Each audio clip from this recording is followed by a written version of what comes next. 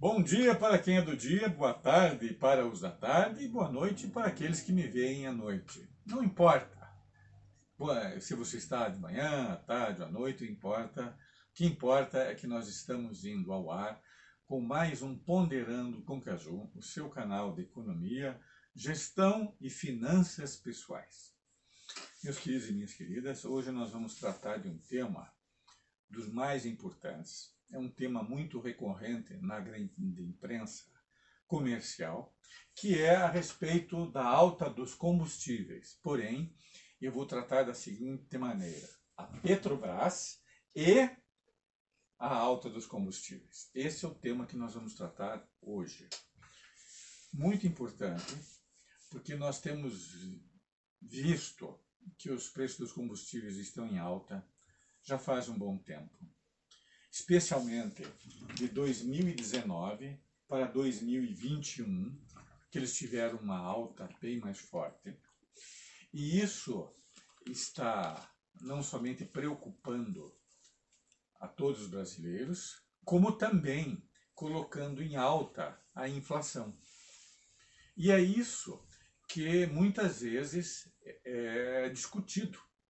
Só que hoje eu vou abordar esse nosso assunto sempre com uma pergunta metodológica para orientar para o que nós queremos dizer, aonde nós queremos chegar. E a pergunta é a seguinte: o que é causa e o que é efeito dentro dessa alta dos combustíveis? Por que eu estou colocando causa e efeito? Porque você sabe muito bem que eu tenho uma predileção pela ciência. E a ciência sempre procura a causa das coisas. Quando a gente entende qual é a causa, nós sabemos entender esse fenômeno e dar uma resposta para ele. Quando a gente não entende o que é essa causa, a gente simplesmente fica aturdido. A gente não sabe para onde vai. E faz talvez umas 2 semanas eu fui entrevistado por uma rede de televisão que é a Central Nacional de TV. E essa central, ele mandou seus jornalistas, vieram até aqui a minha casa, eu dei uma entrevista.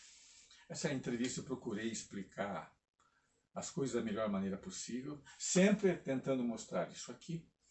Porém, eu sabia que no momento em que eles vão colocar uma matéria no ar, eles nunca vão colocá-la integralmente. Eles vão fazer os cortes.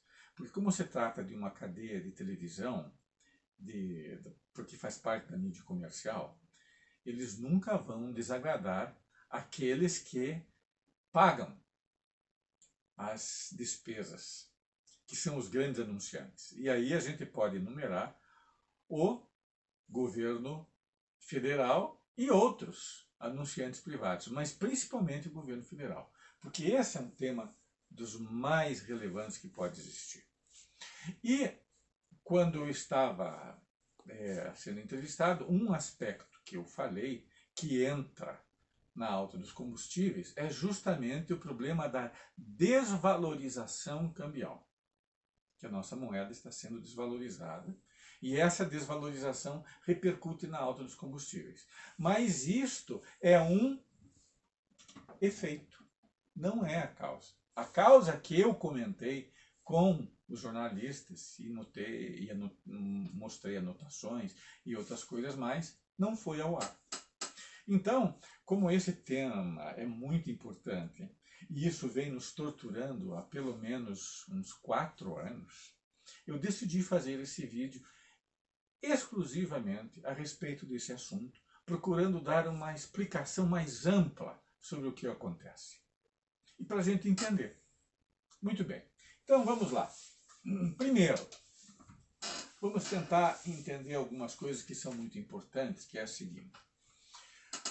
A partir de 2016 para 2017, houve uma mudança radical nas diretrizes da Petrobras, que vão dar a orientação da política dos combustíveis.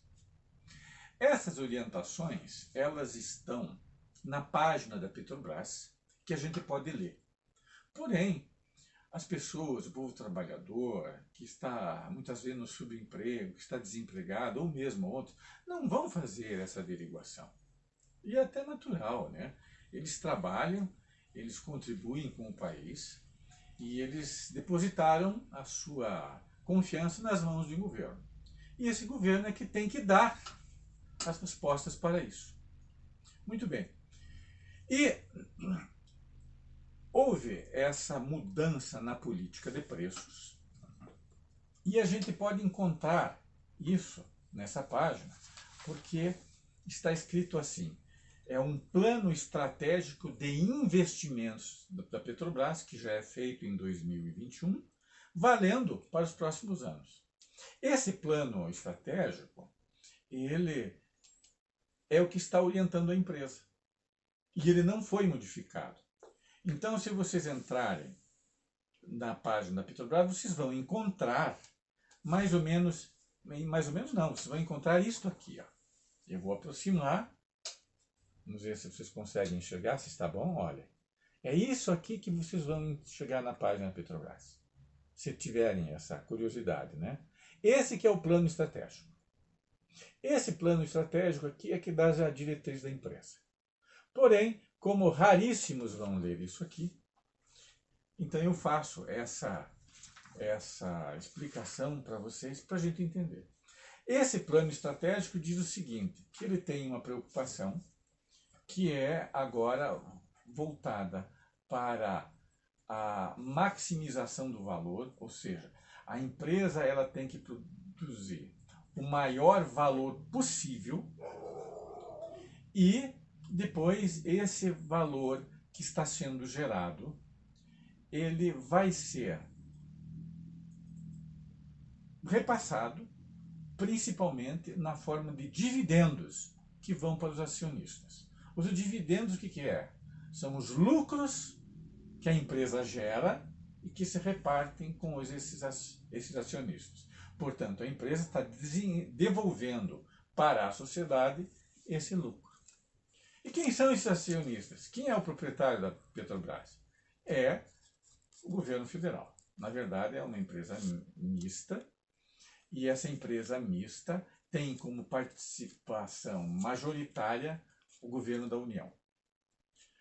E quanto que está sendo levado em termos de dividendos, de lucros, para esses acionistas privados e o próprio governo federal? É de 60 a 70 bilhões de dólares. De onde é que tirei isso? Isto? Daqui. Olha.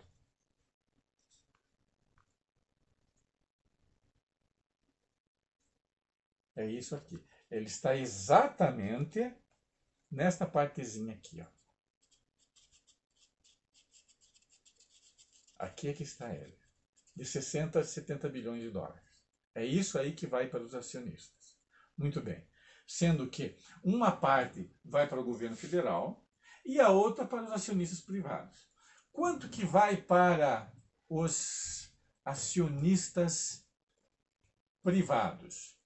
Os acionistas privados, que tanto podem estar no Brasil quanto nos Estados Unidos, vão ficar entre 40 e 45 bilhões de dólares vai ficar nas mãos deles.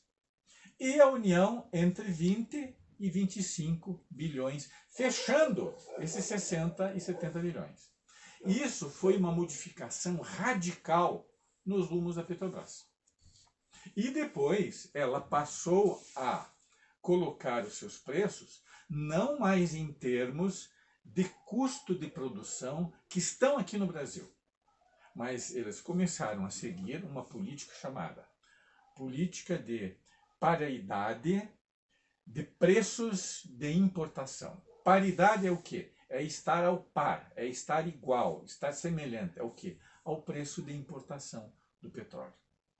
E conforme esse preço de importação ele se altera, esse preço ele vai passar para dentro do país e depois ele vai se manifestar nos combustíveis.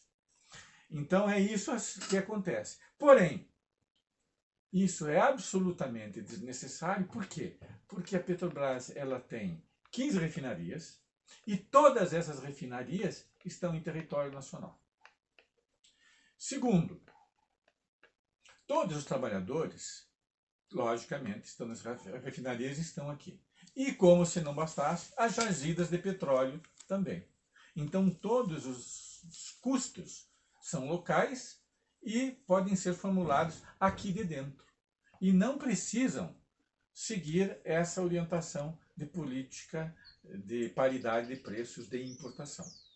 Porém, justamente a partir de 2016 é que entrou essa nova política e ela não foi alterada 1 milímetro sequer.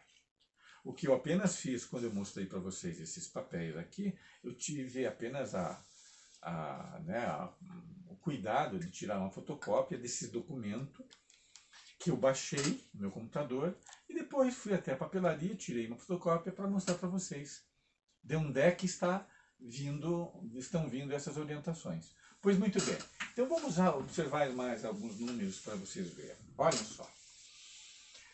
De quanto que o dólar variou de 2019 até 2021? O dólar variou de 44,9%, mais ou menos 45%. Então essa variação, portanto, ela vai passar para dentro dos combustíveis. Por quê? Porque esses combustíveis, essa política de combustíveis segue essa orientação de você se basear nesses preços de importação. Como a nossa moeda tem variado muito, você tem esse componente da desvalorização cambial que vai cair no preço da gasolina e que vai cair no preço do óleo diesel. E vejam vocês, quando a gente entra na página Petrobras, a gente vê lá que o preço da gasolina está na refinaria em R$ 2,33. Esse aqui é o preço da Petrobras? É. Quando? Agora em dezembro de 2021. Mas lá em janeiro de 2019 era R$ 1,50. Então de R$ 1,50 para R$ 2,33, o que aconteceu? Foi uma alta de 55,3%. Seguindo essa nova paridade de preços. Então a origem dos aumentos está aqui, nessa decisão que é tomada, seguindo essa paridade de preços de importação. Daí sim, daí o que entra? Daí entram os atacadistas, que vão distribuir esses combustíveis, e vão entrar os varejistas e mais os impostos. Onde é que a gente vê isso? Nessa nossa tabela aqui. Vamos ver o que é isso. A gente vai ver que o preço da gasolina, por exemplo, está mais ou menos numa média em torno de R$ 6,75. Esse é o preço PFR. O que é PFR? Preço final de revenda. O preço final de revenda está em R$ 6,75. Aqui tem distribuição e revenda. O que é essa distribuição e revenda? Essa distribuição e revenda, aqui estão os atacadistas. Aqui está a Shell, BR Distribuidora, que foi vendida. Aqui está a Potencial. Todas essas bandeiras aí que a gente encontra são os atacadistas. Então, dos 6,75, 88 centavos é deles. Que dá, daí, olhando aqui na minha tela, são 13%. Então, 13% é do atacadista. No preço da gasolina está incluído um percentual que é o etanol. Justamente o etanol, exatamente. Para bancar o preço do etanol. Quanto que é? 1,08, ou seja, 16% para aguentar o preço do etanol. Daí o ICMS, o que é?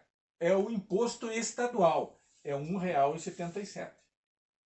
E depois tem o imposto federal, que dá 0,69, quase 70 centavos. Somando tudo isso aqui, com o preço da gasolina revendida pela Petrobras de 2,33, a gente fecha em 6,75.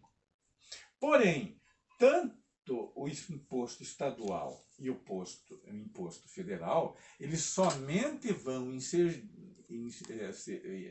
incidir em cima do aumento do preço do combustível, que é dado pela refinaria. E essa refinaria de petróleo segue a direção dessa nova política de preços de importação, seguindo o mercado internacional. Então veja, se o dólar variou mais ou menos em 45%, nós temos uma variação da gasolina em torno de 55%. Quer dizer, porque aqui tem algumas margens, né? Aqui estão as margens que vão fazer parte dos revendedores também, as margens de lucro, as margens brutas, aqui que vai aumentando alguns desses componentes. Muito bem. E o preço do barril do petróleo, quanto é que ele subiu? 41% no mercado internacional. Então é isso que está se passando. Agora, tudo isso pode se modificar perfeitamente, por quê? Porque tanto as jazidas, como eu já falei para vocês, quanto as refinarias, quanto a mão de obra, tudo está aqui dentro. Como tudo isso aqui está dentro do país, nós poderíamos ter uma política completamente diferente da que começou em 2016 e até hoje não foi revista. Então é aí. Isso que é a causa. Porém, como a gente segue esse preço internacional, ele também, que é em dólar, ele tem a sua desvalorização. Foi isso, por exemplo, que tem impactado muito, porque essa desvalorização dessa nossa moeda, ela vai para onde? Vai para os combustíveis, para o óleo diesel e para a gasolina. Então vejam, há um repasse aí, vindo da desvalorização cambial. Mas por que fazer isso? Se nós podemos ser 90% autossuficientes em petróleo, refinando esse petróleo aqui dentro e tirando esse petróleo também aqui de dentro, que são as regiões onde eles se encontram nas plataformas marítimas. Essas plataformas marítimas que nós tiramos nosso petróleo, porque o nosso petróleo vem 90% do mar. Ele está lá. Nosso petróleo comercial de terra é muito pequeno, muito pequeno. Mas são essas nossas jazidas que estão no mar que podem abastecer o país. Mas isso foi sendo deixado de lado. E abriu-se uma política para permitir importações, para favorecer essa competição. Porém, há um grande erro aí, porque como eu falei para vocês, esse petróleo, esses combustíveis, na verdade, eles são algo muito importante, porque eles são um bem público. Vejam, por exemplo, bem público no sentido que eles vão afetar tanto os pobres, quanto os remediados, quanto os ricos. Ou, se quiserem, tanto os trabalhadores, quanto pequena burguesia, quanto burguesia. Afeta a todos. Vamos dar um exemplo. Vejam vocês a farinha de trigo que a gente compra nos supermercados. Quando que começa ela? Começa quando esse trigo ele é plantado por semeadeiras. Um trator que vai puxando uma semeadeira e aí já aparece o óleo diesel. Depois esse trigo que ele é plantado, vem 6 meses depois a colheita, né? Mais ou menos isso. Depois que esse trigo ele é colhido, Daí vem a colheitadeira e vem um caminhão para colher os grãos. Aí aparece o petróleo novamente. Depois, esses grãos, eles, de dentro do caminhão, eles vão para o moinho.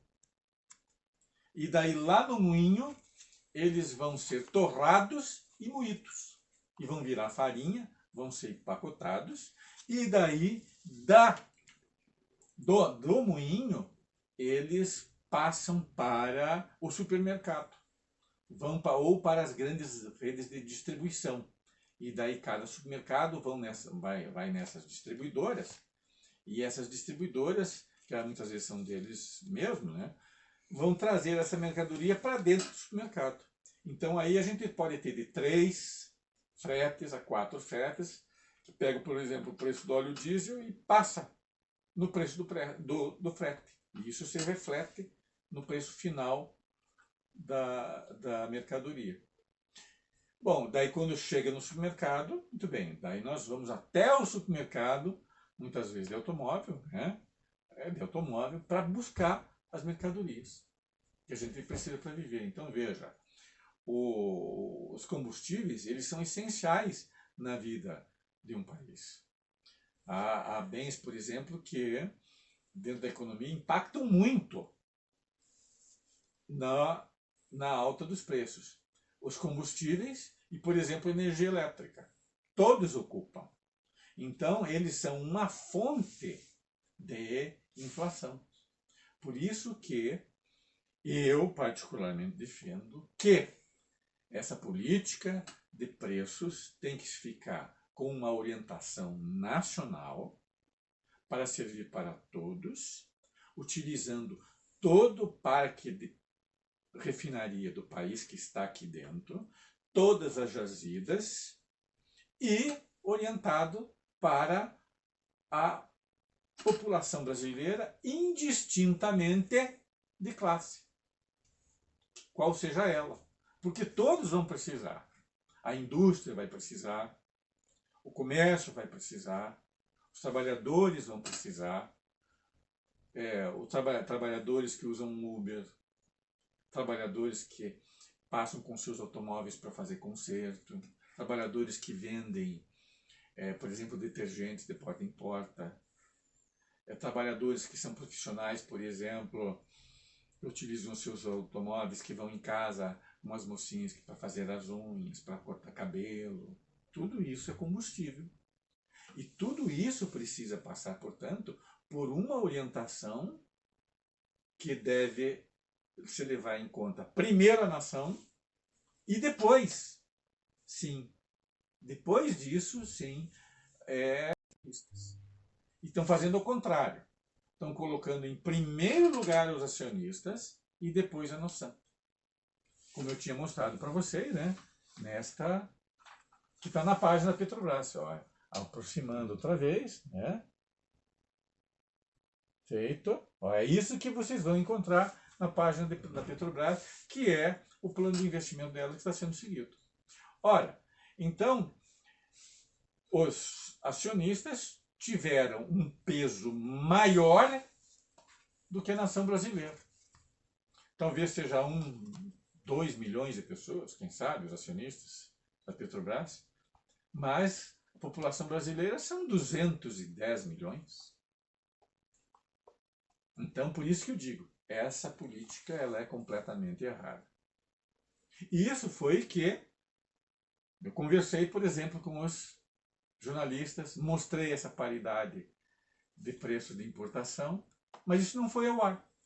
O que foi ao ar foi principalmente a variação do câmbio, que é um componente, mas essa variação cambial é um efeito dessa política de preços que se modificou. Ela não é a causa. Mas daí eles veicularam o quê? Eles transmitiram o quê? Eles transmitiram o efeito e não a causa. Daí o telespectador que está vendo, ele fica como se estivesse num labirinto. Ele entra num labirinto, quer sair e não acha a saída da porta.